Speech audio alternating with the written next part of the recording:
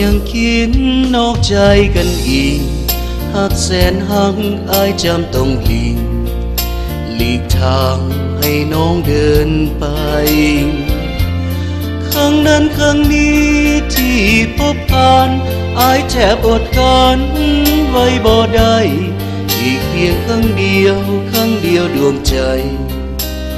วอนน้องอย่ากระทำสิ่งใดที่น้องนั้นเคยทำผิดขอให้น้องเลิกมันด้วยจิตและควรสำนึกบาปกรรมแม่น้องนั้นคิดอวดชะนมว่าตัวเป็นหงส์สุดแสนงามแอบมีคู่ควงหลายคนประจำจะซ้ำเมื่อความงามสิ้น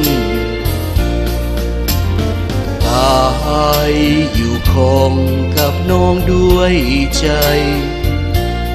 ก็ควรเอาใจเลิกไป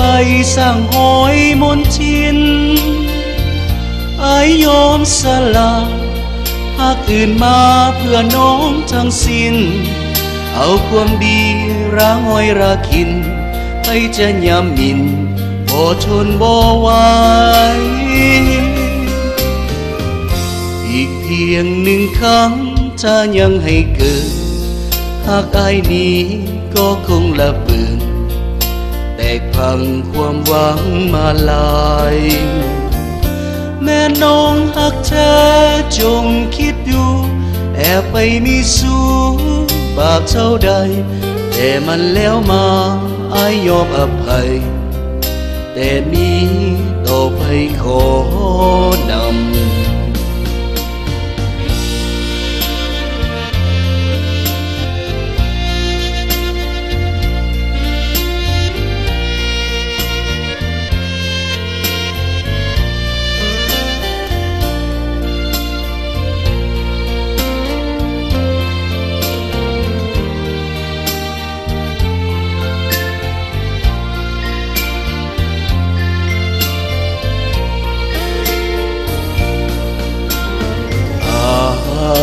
อยู่คงกับน้องด้วย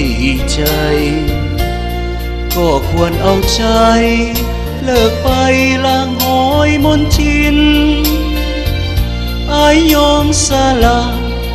หากอื่นมาเพื่อน้องทั้งสิ้น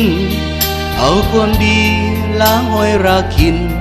ให้จะยามมินบ่หวานบ่ไหว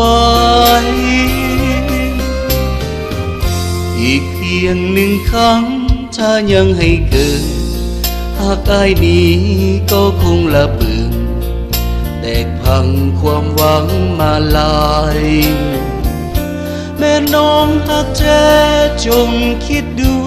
แอบไปมีสู้บาปเท่าใดแต่มันแล้วมาอายยอมอภัย